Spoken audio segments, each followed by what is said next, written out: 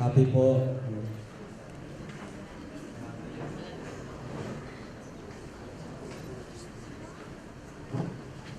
Happy po at medyo kinakabahan. Di naman po halatang kinakabahan si Jerwin. Palakpakan po natin si Jerwin ang mga nagawa kanyang kaba. Jerwin, ready na ba tayo sa ating casual interview? Okay, I guess ready na si Jerwin. Kaya naman pili na po si Jerwin ang kanyang question.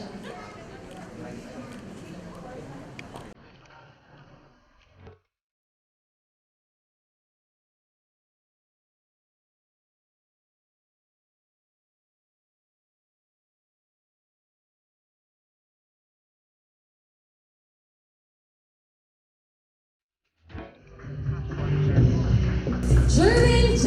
Pineda. Hi, Jerwin! Ayan, kumusta naman? Happy po.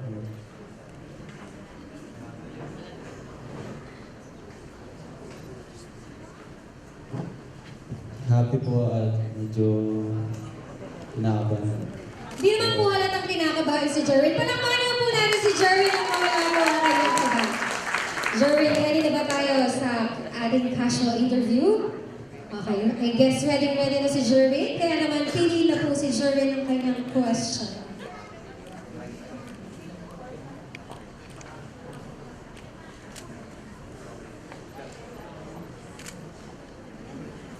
Okay. You've picked question number 6.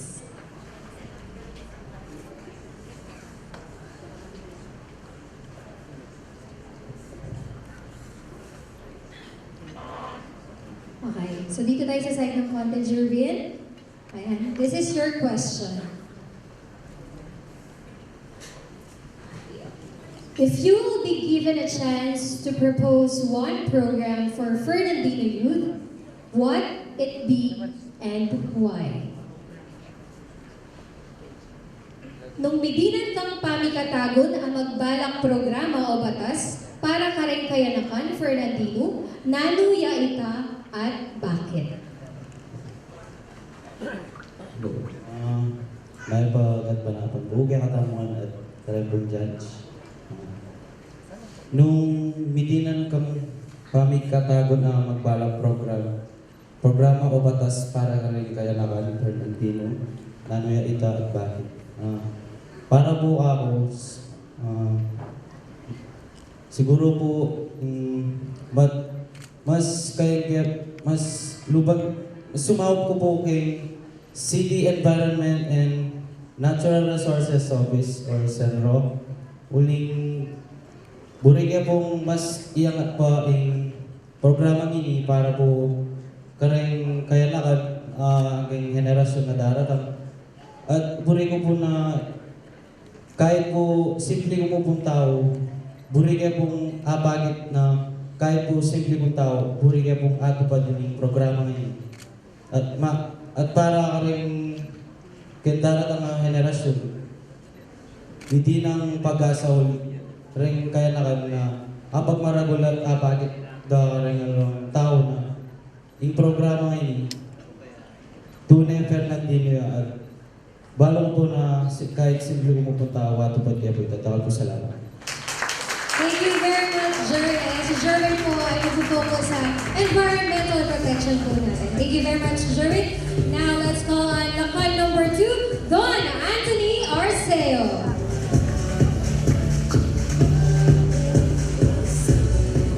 Hi, Don. Don ba ang nickname mo? It's Anton actually. Anton. Yes. Anton, sorry. Anton. Hi, Anton. Hi. Ayan. If you don't mind, ilang taon ka na? I'm 23 years old. 20. 22. 22. Turning 23 next month. Wow. Advance happy birthday. Thank you. Ready ka na ba sa question? Yes, I am. Okay. Bunutin mo na ang iyong question.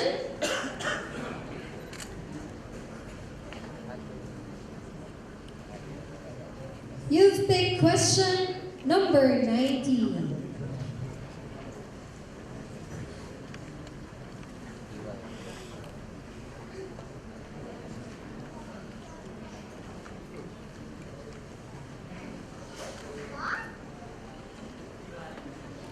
Are you in favor of lowering the age of criminal responsibility?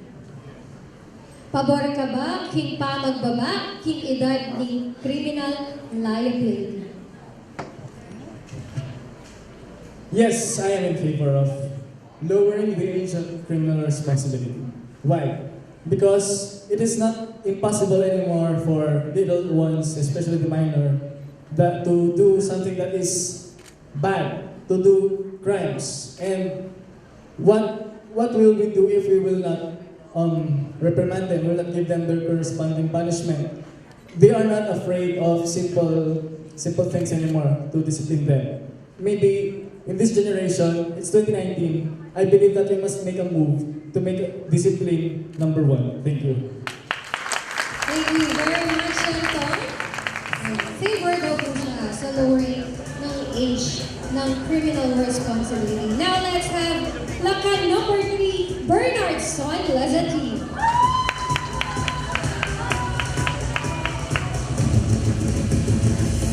Hi, Bernard. Ayan, madami-dami yung sumigaw. Sino yung mga yon? Family relatives ka. Ayan, family and relatives. Maraming salamat po sa pagdating at pagsuporta. Ready na ba? Ready na. Ready.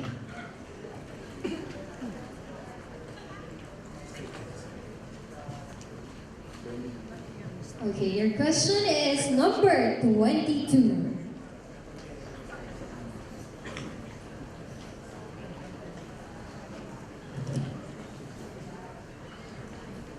How will you support a loved one who is experiencing mental health problems?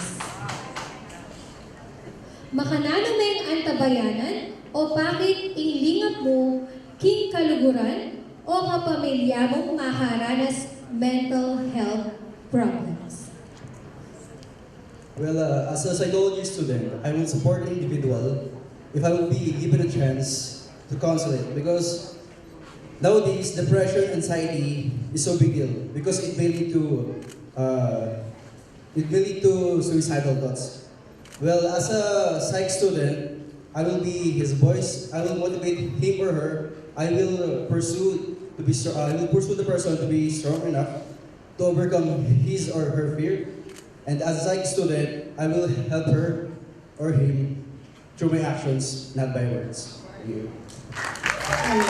Action speaks louder than words. Thank you very much, Bernard Son Lazati.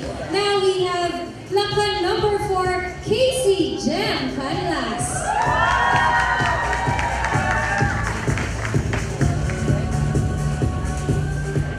Hi, Casey. Hello po. Ayan, good afternoon. Kinakabahan? Opo. Opo. Ayan, kung si Bernard kanina, psychology student siya. Ikaw, anong course mo? Senior high school student po. Oh, senior high school. Oh, kung magka-college ka, anong kukunin mong course? I plan on taking medtech po. Medtech. Ayan, may future medtech po tayo sa syudad ng San Fernando. So, ready ka na ba sa question mo? Opo. Okay.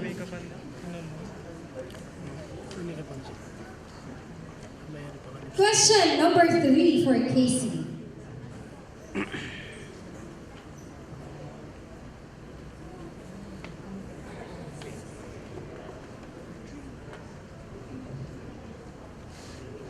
What role do the culture and arts play in your total development as a person?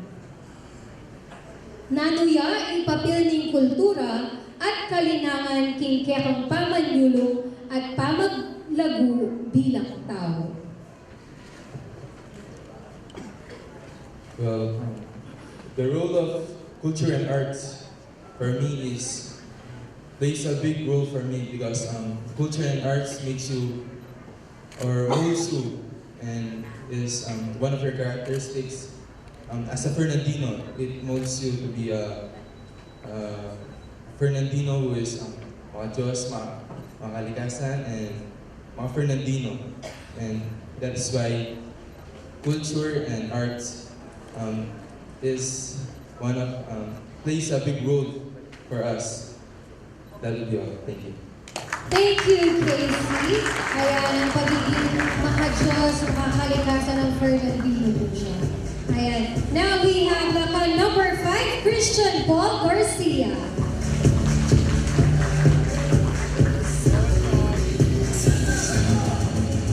Hi, Christian. Hello, ma'am. Good Ayan. afternoon. Good afternoon. Ayan. Sino yung mga kasama mo this afternoon? My friends, Friends. Ayan. Hi, friends. Ayan. So, ready ka na ba sa question mo? yes, ready. Ready. Okay.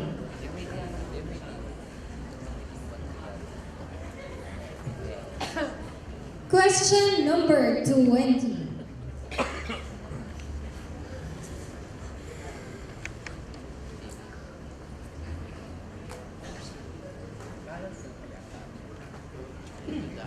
Should sex education be included in the K-12 curriculum? Why? Dapat nga bang iyabe ipamag-aral tungkol king sexualidad king K-12 curriculum? Bakit? Maniwala ko po na dapat yung ihabing pamag-aral tungkol ng sexualidad ng K-12 curriculum. Para po rin anak tamo, mamulat na nabuking kay future, himburi na pong sabyan, ipakilala po ka rin anak at sabyan po ka rin anak nung naning maging apekto in the future kay nanumang baging sexualidad. Para po, kumbaga po, advanced lesson po para karela. Kita mo po tamang salamat. Thank you very much, Christian Paul Garcia. So, okay lang naman daw mo i-influence sa K-12 with proper guidance, I guess, ng ating mga parents. Next, we have number 6, Jamie Kiel Velasco Jr. Hello, anong nickname mo? Kiel. Kiel. Pero yung spelling po ng Kiel niya is K-J-E-L. Curious lang ako, paano naging Kiel? Because my brother, dapat, it should be Kal-El. But he made a modification, make it Kiel. As you know, the Hammer of Thor, Mjolnir, spelled M-J-O-L-N-I-R. So parang doon yung dinerive yung name ko. Ganun yung pronunciation, like Norse language. Norse language, ayan. So may bago po tayong natutunan kay Kiel. Ayan. Kiel, ready ka na ba sa iyong question? Yeah, I think so. Ready? Okay. Question number 11.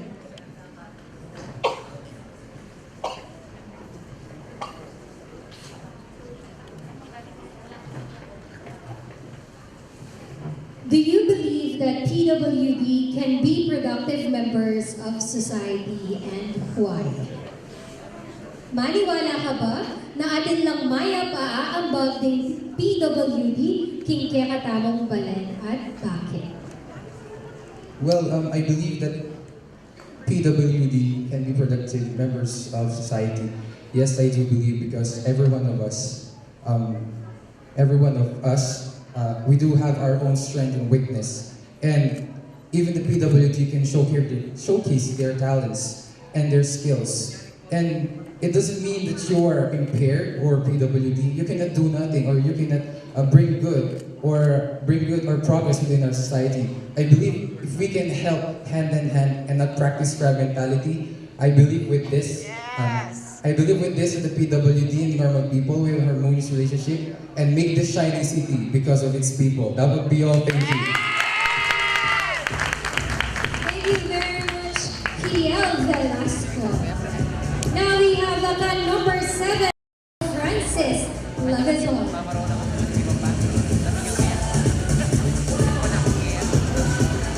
Hi, Francis. Hi, ma'am. Ayan, kamusta naman? I'm feeling fine. Feeling fine. He's feeling fine. Di kinakabahan? A little shaky. A little shaky. Okay, ready na ba sa question, no? Yes, ma'am. Okay.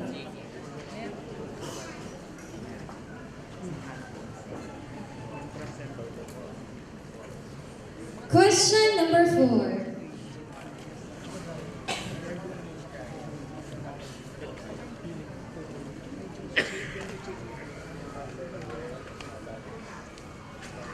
As a Lakan, in what concrete ways can you show your love for local history, culture, and arts? Bilang Lakan, king makananong konkretong paralan mo apakit, ing lugod mo king lokal ang kasalaysayan, kultura, at kalinaman. As a Lacan and as a youth, I can showcase the culture and the arts of our city of San Fernando by utilizing social media. Social media is one of the easiest way to disseminate information, and I believe if we showcase the culture and arts of San Fernando throughout the world, we would become the most proudest and one of the most resilient people in the world, because I believe in social media there are many ways to show how a Fernandino is acting and how it acts its culture in our everyday lives. Thank you. Thank you very much. Francis Nagazon, our Lakan number 7. Now we have Lakan number 8, Marlon Bernard Bungge. Hi, Bernard. Tama? Bernard. Ito na ang iyong number.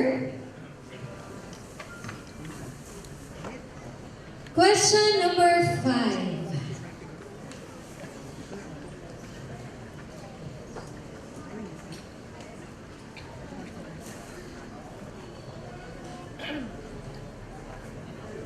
Currently, the city of San Fernando, Pampanga is recognized as a zero-waste city. As a youth, what are ways on how you can maintain the city as one?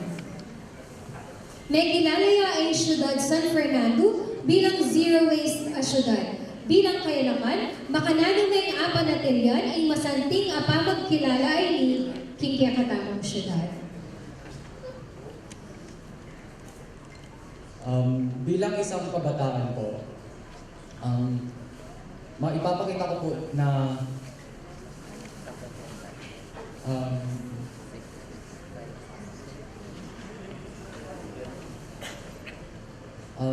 bilang isang kabataan, pwede ko pong magawa na kahit sa aking sarili lang po na sa simpleng pagpulot ng mga basura, pwede po akong maging isang role model ng lahat. Hindi lang po sa mga kaibigan ko o sa pamilya.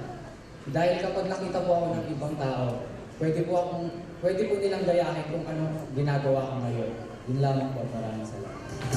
Thank you so much, Dizon. Hi, Jobert!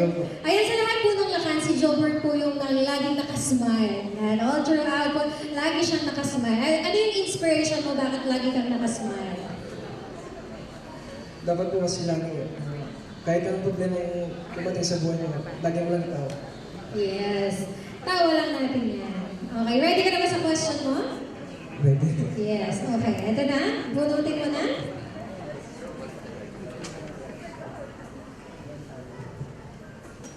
Question number 24.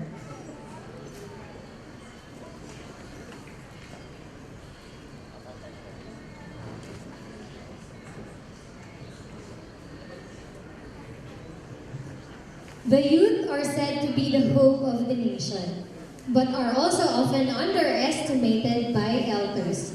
What is a lesson you think older generations can learn from your generation? Kaya nakan laring kapanaligan ning balen pero maralas, alalang kumpiyansa deng mas mga tuwa karena. King palagemo, ating yabang aturo ing kaya kang henerasyon, kareng mas mga tuwa kaya kayo. Balong po kayong sarili ko na rin kaya naman magiging mapusulang po ngayon ng Antonio. Pero balong po kayong yako kaya naman po, mapaglugod ko po ka rin pengari ko. Kareng mga tuwa ka na ako. At sabi namin po Dr. Celsa na rekaya na kanilang pag-asa ng yakatang balen. Maniwala ko po ka rin na yung pamag-asenso po, malibatan mo kayong yakatang sarili. Tamo po. Dahil salamat. Thank you very much. Ayan, there you have it. Ayan, lahat po ng ating lahat candidates. And tapos na po sa ating number 1, Alain Gel Pino.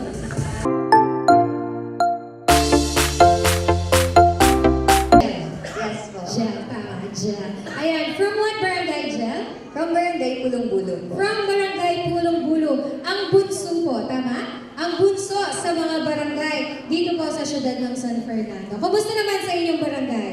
Katulad pa rin po ng San Fernando, katulad nga po na sinasabi, Fernandino first, Fernandino mo muna, Fernandino yung mani muna.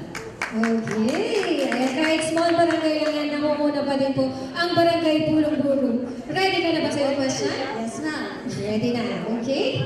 Pick your question.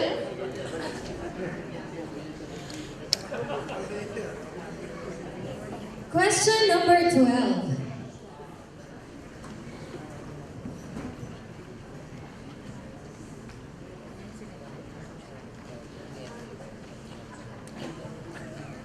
If your best friend told you they were HIV positive, what will be your reaction? Nano ipakibat mo nung sinabi na ng pehamaya mong kaluguran, a positibo ya king HIV. First of all, good afternoon, everyone.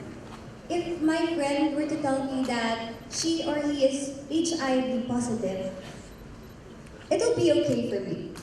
But the first thing that I will tell him or her is that it's not the end of the world. Because we always have that misconception that once you have an HIV, then you will die. But that's not the case. There's always hope. And we must put in our minds that if we have loved ones who had that, then let's not leave them. Instead, let us stay and make them feel loved. Because support is what they need the most at that moment. That would be all. Thank you. Thank you very much, Jill. Number 1.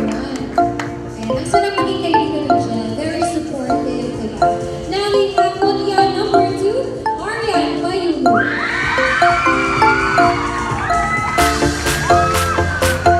Hi, Arian. Ayan, ang daming sumisigaw dun sa likod. Batiin mo naman sila. Ayan, sino ba yung mga yan, Arian? Yung family ko po, yung friends ko. Family and friends of Arian, hello po. Ayan, continue cheering for Arian. Ayan, ready na ba sa question? Yes. Relax lang, okay? Kunan ka muna ng iyong number.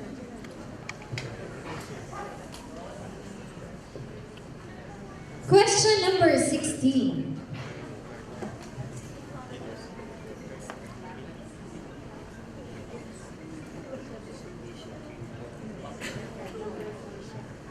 What are your thoughts on the revival of support for the death penalty?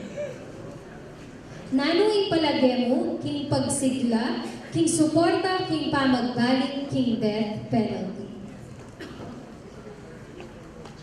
For me po, hindi po ako sumasang-ayon sa death penalty. Kasi po, ang buhay ay isang regalo mula sa Diyos. Sino po pa tayo para tumapos ng isang buhay na bigay at regalo ng ating may kapal? Hindi po ako sumasang-ayon dahil wala po sa atin ang may karapatan na kumuha ng buhay na bigay ng may kapal. At yun lamang po, maraming salamat. Thank you very much. Arian Payuno, Mutya number 2. Next, we have Pamela Manaloto, our Mutya number 3. Hi, Pam. Hello po. Ayan, kumusta, Pam? Okay lang po. Okay lang. Kinakabahan? Medyo po. Okay. Kaya naman po. Kaya yan. Ayan, mas malakas tayo sa nervyos, tama? Okay, ready na sa question? Yes, po. Ready.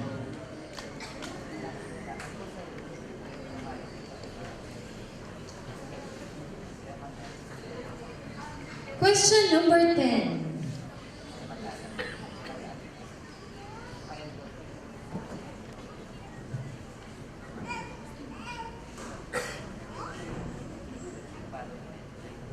If you will be crowned as the Mutya ng San Fernando, what can you contribute to the PWD community?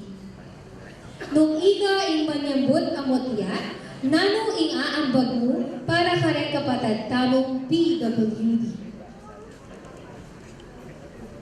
Para sa akin po, bilang apo din po ng aking lola po na si Angelina Ocampo, gusto ko po sana na mabigyan po ng mga wheelchairs at mabigyan po ng priority ang mga PWDs. Dahil sila po ang nagbigay ng inspirasyon sa atin na kahit matanda na po sila, ay kaya pa rin po nilang maging masaya at mabuhay sa mundong ito. At bilang kabataan po, gusto ko po na mapatuloy po natin ang ganun na buhay at saya bilang Fernandino. Yun lamang po. Salamat. Thank you very much, Pat. Now, we call on Mutiara number 4, Lyra Punsalan.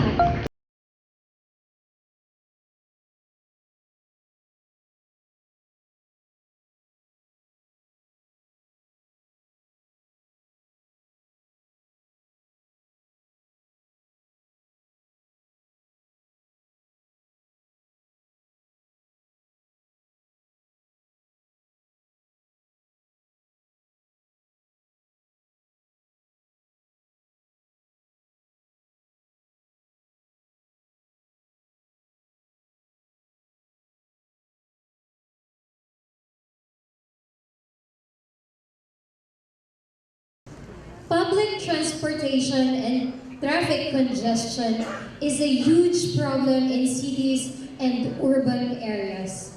What policy can you think of that will help solve this problem? Medong nga ang transportasyon ang pong traffic karang problema da rin syudad. Nanong programa o patakaran ing palagyemong makasaw king pamaglutas king problema ini. Good afternoon to everyone. Yes, indeed, public transportation and traffic congestion is a big issue that we are facing today, not only in our city but in the whole Philippines. And for that, a policy that I would like to implement is a strict implementation of no jaywalking policy and strict rules and regulations for our traffic enforcers. I believe as a part of the community, we should be responsible and patient in everything that we do for us to be more responsible, and for that we could establish a more responsible community as well. Thank you. Thank you very much, Lyra Punsalan. Now let's call on Mutiara number 5, Rita W.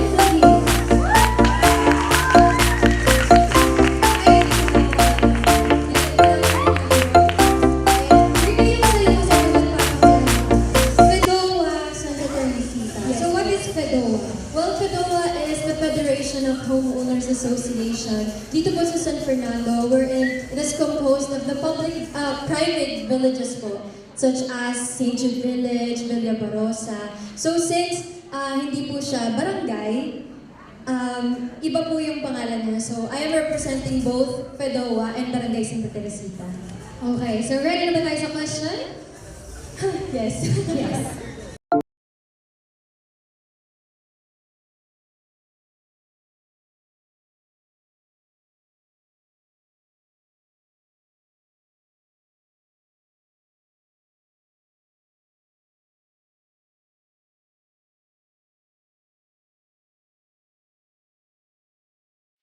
The city of San Fernando is a fast-growing urbanized city with agricultural land rapidly depleting.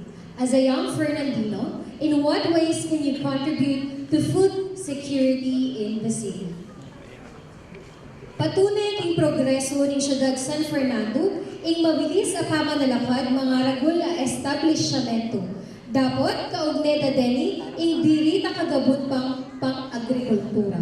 Bilang kaya na kang Fernandino, makanano kang makasaw king food security king syudad.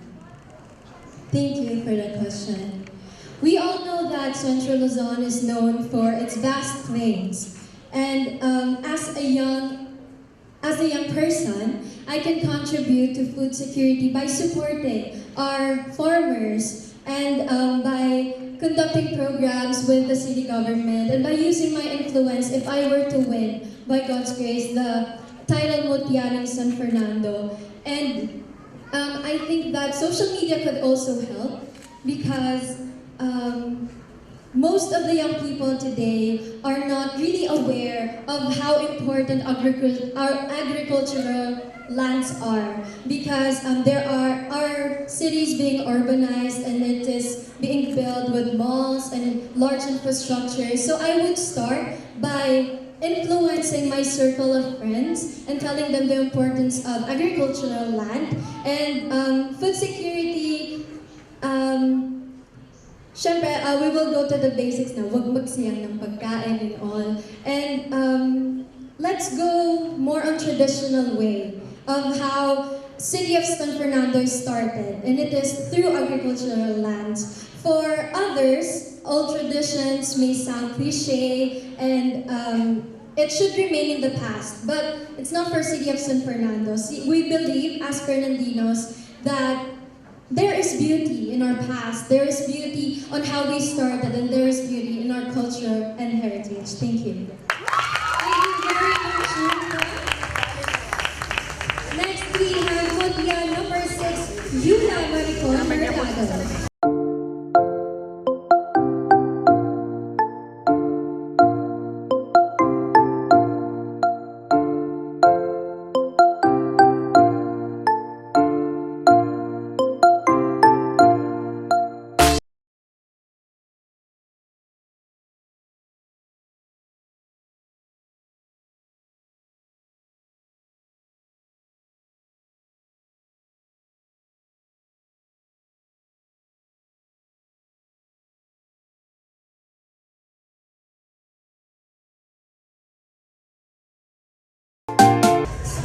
Do you think same-sex marriage has a place in Filipino society and why?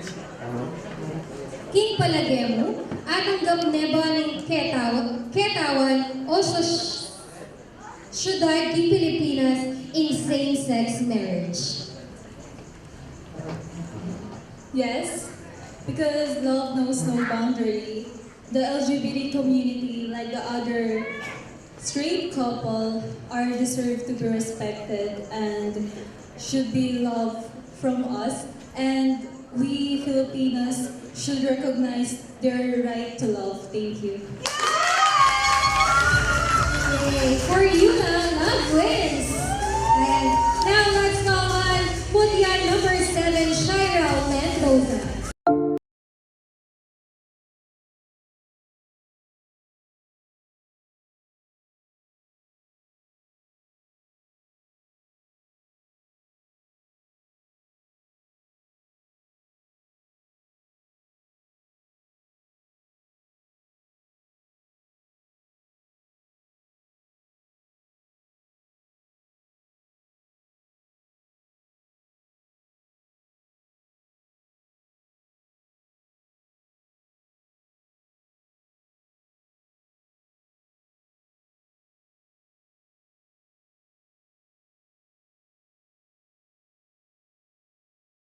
Young people stay away from bad influences and lifestyles. King makananong paralan mula asopan, din kayanakan bang makaiwas la king marong abli.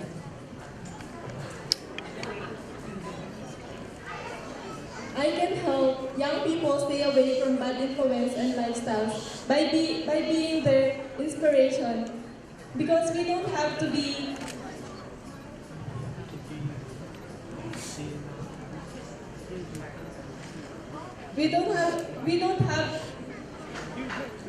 they should not sacrifice their morals and values in order to conform with the societies, in order to fit in. That we can also be happy without conforming the societies. We should not, I want to tell them and help them that they should not sacrifice their morals, because with morals and values, there is respect. Thank you.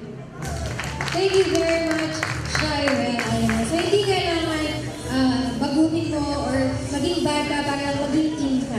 Ayan. Yun yung gusto mo iparating ni Shira. Now we have Mutya number 8, Hazel Pangilinan. Ayan.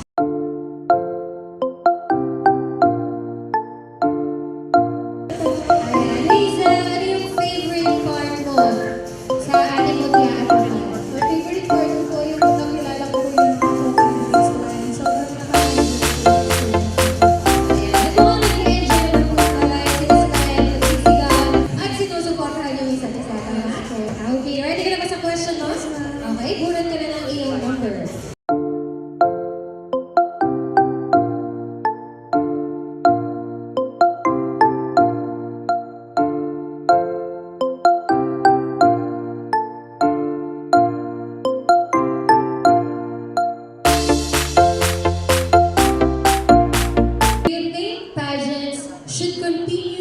conform to conventional beauty standards and why?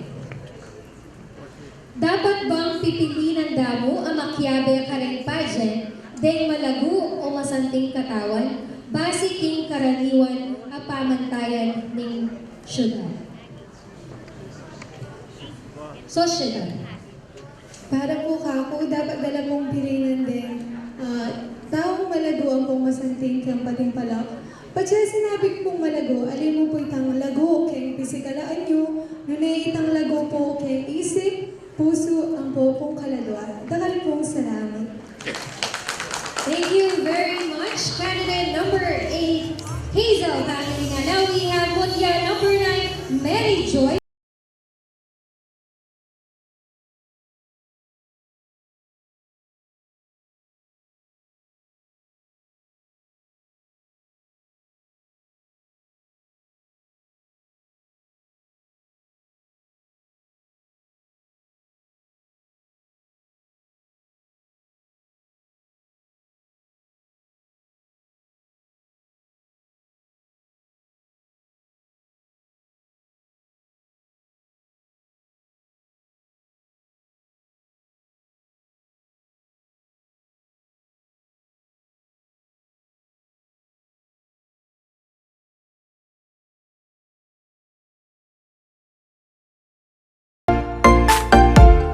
Favor of the giving of alms and why? Pabor ka ba king pamamyelimus at bakit?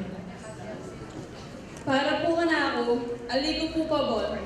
Dahil kay pamamay palimus po, maging lapong kahit ding tao. Lalo na po kapag kunwari, di namin palimusin medyo nga tao. Mabiyasa niya po laging manyad, na aliya po mabiyasa ng king sarili na magobraya or manto niyang pangano. Kasi kapag manyad niyang palimus, sabi-sabi, dito naman po laging gagawa no. Takala salamat po. Thank you very much, candidate number 9, Mary Joy. Ayan, natuwa. And now let's proceed to candidate number 10, Maris Balagtas.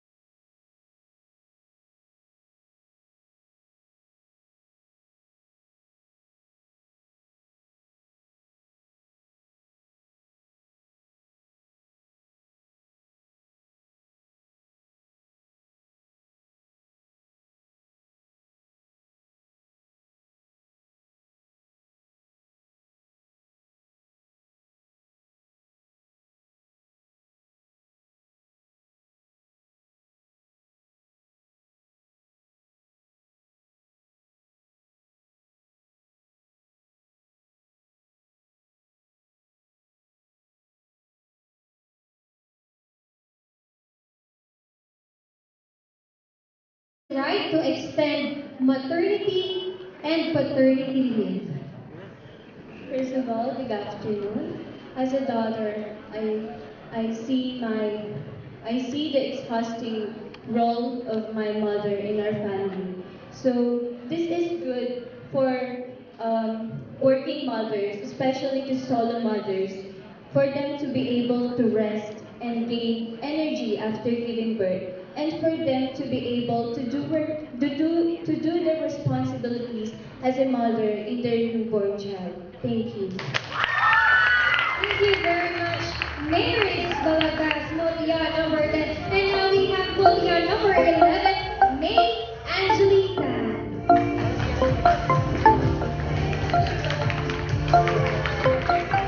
Hi, Angeline. Good afternoon. I am from what barangay? Barangay. From barangay Maiki, isa po yan sa mga model barangays natin when it comes to environmental protection. Okay, ready na ba tayong question?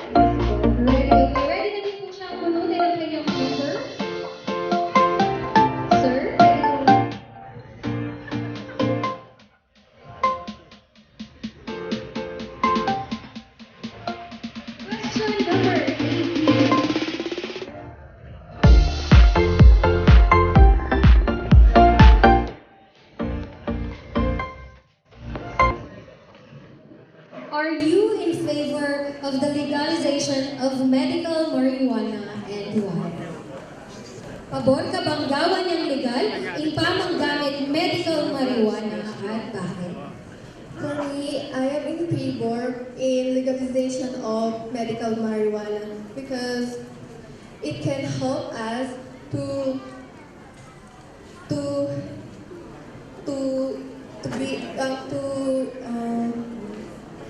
it helps us to recover in some health issues, and I believe that medical marijuana is not that bad, unlike in recreational marijuana, because you use it rightly and professionally. Thank you. Thank you very much, Anjali. Next, we have candidate number 12, Patricia Mampia.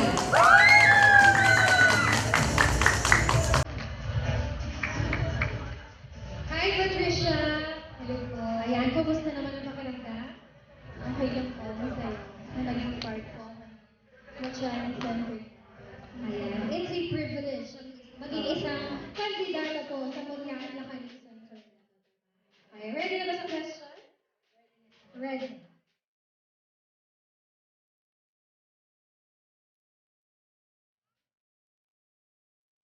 Question number 23.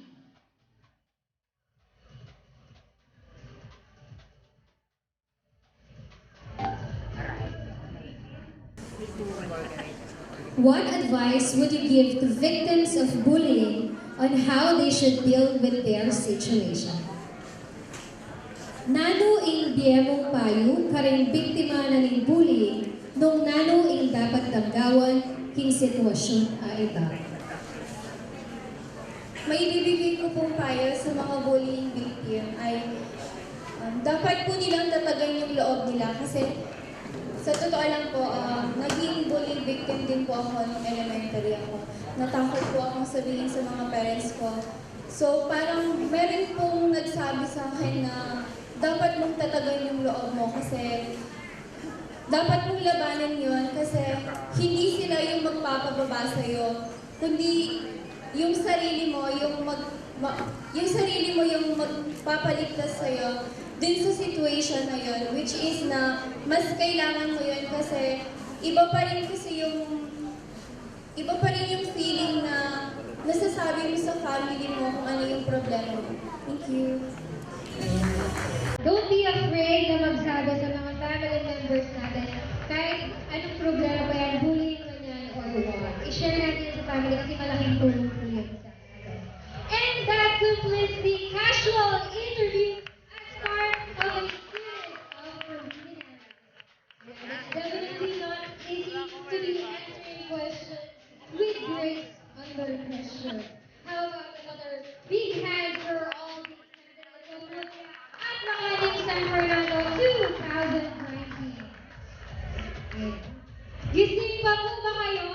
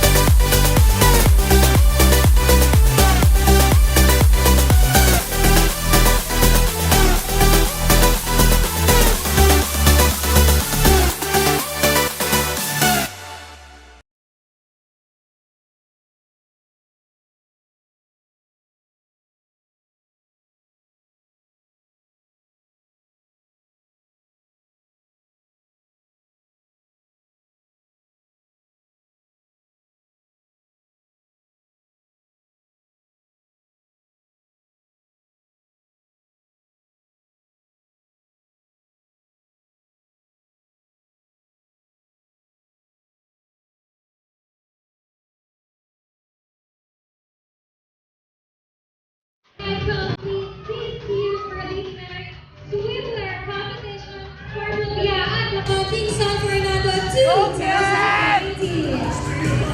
Indeed, that was a hot, actually a very, very hot competition. Tama po ba ako?